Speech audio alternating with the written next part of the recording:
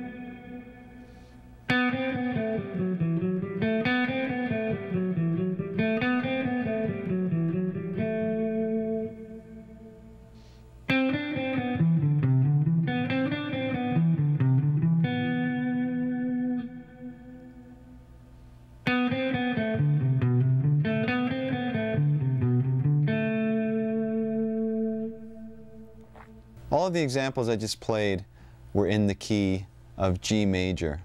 You can play these anywhere on the neck between any two strings. It doesn't really matter.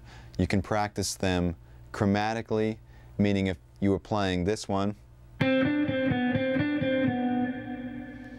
perhaps play it 4 times in each position and then move up a half step.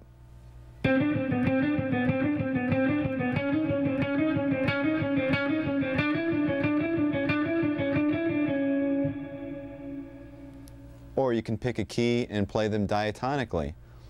In other words, conform your fingers to the notes in the key.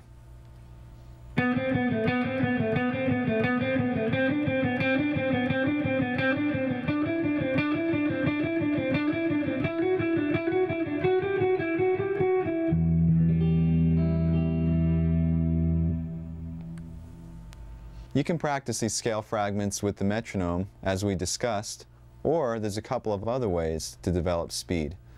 First way involves playing the exercise over and over and over, but starting in a slow tempo and gradually increasing the speed and then bringing it back down to a slow tempo. So you're almost like revving, you're almost revving your playing. And as you do this, as you play faster, you can also vary the degree of dynamics that you pick with. You can pick harder or softer. It's a really good way to develop the speed. Here's an example.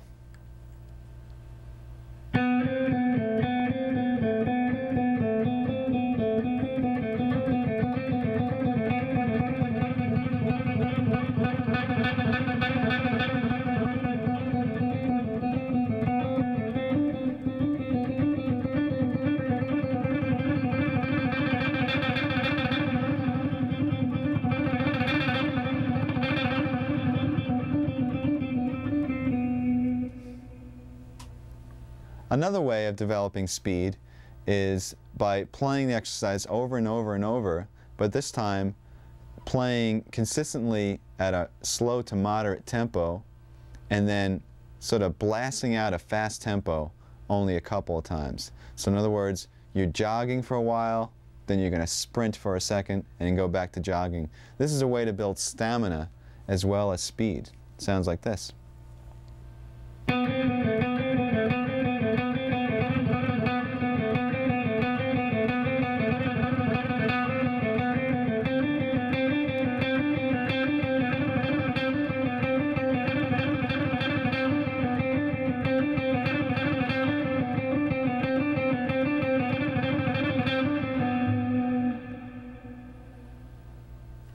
Now, a fun thing to do when you're working on all these exercises, since they're pretty similar, some of them are using 16th notes and some are 16th note triplets, is to sort of interact.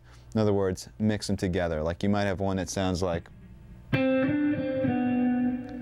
which is what I've been playing for the last couple of seconds. And there was another one that went. There was also another one that went. Try combining some of these exercises randomly and use your imagination. It might sound something like this.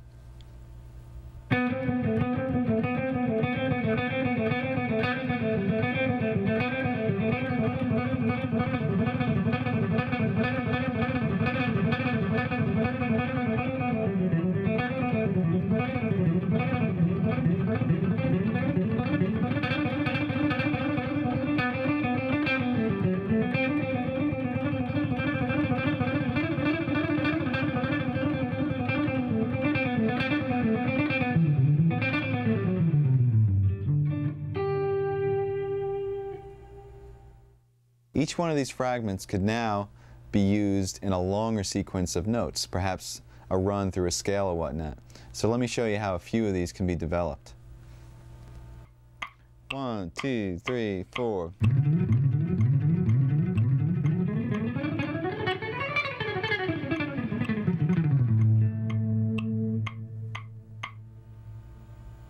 You should recognize the first part of that as the 3-note per string fragment that we did before.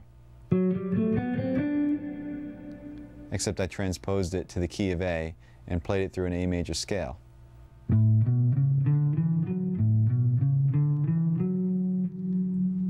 And the sequence consisted of playing that same pattern starting from each string.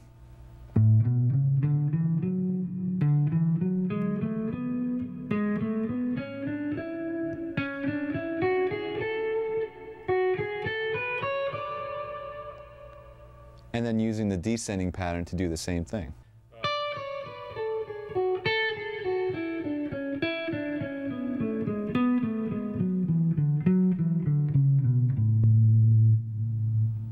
Now you can play these patterns through the scales, you can change positions, you can play and repeat the sequence in any position as many times as you want. Just kind of mix it up, and that makes for a good run in a solo if you're trying to build some tension. I'll demonstrate that a little bit later. Let's move on to another long sequence of notes that's based off of another fragment.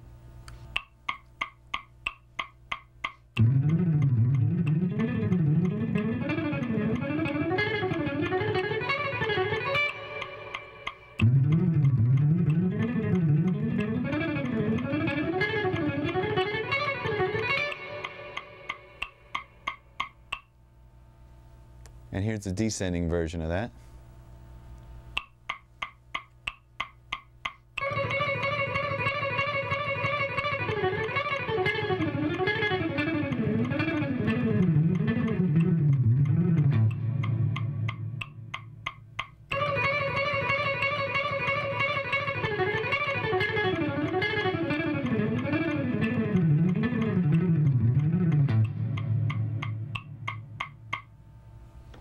Okay, once again, hopefully you recognize the little fragments that originated these little runs. And descending, while it's fresh in our mind, came from that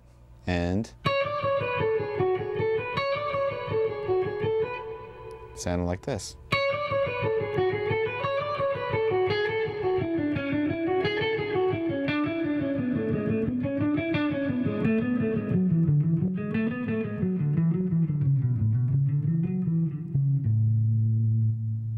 And ascending was pretty much the same thing, except starting on the first finger. It also has a little bit of the triplet in there. But we're just arranging the notes so that it works out to be a 16th note pattern.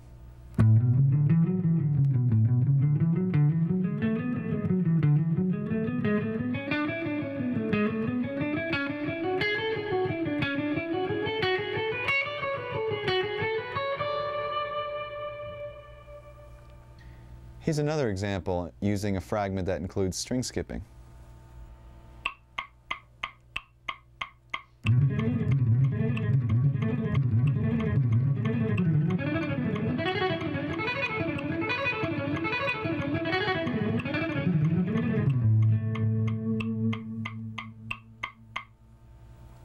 Now with this one, instead of moving up the neck, playing 3 notes per string, I stayed in the same position because it facilitates skipping strings without having to do any position changes. So instead of having to go something awkward like that, we're staying in the same position. So the scale shape I'm doing has a repeated E, but we don't really hear that repeated E because we're skipping strings.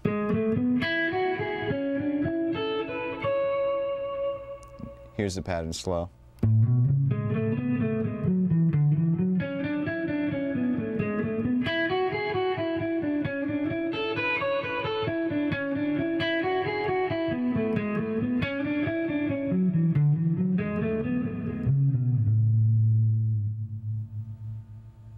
Let's just do one more 16th note pattern through a scale, once again using one of the fragments that we learned earlier.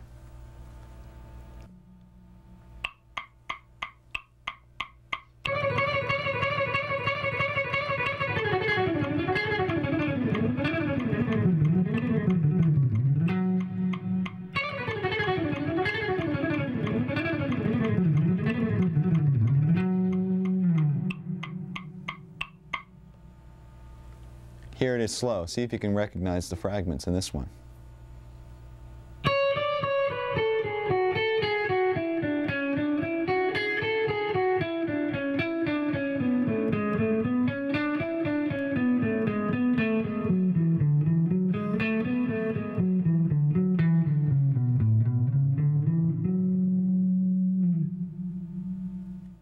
Okay, now that we have all the scalar technique under our hands, let me show you how this can be applied to improvising. I'm going to solo over progression in D minor, basically using D, Dorian, and D minor scales, and I'm going to throw in a couple of these 16th note runs, and you can see the way it interacts with the melodies and whatnot. And once you get a taste of this, maybe you can try it in your own solos.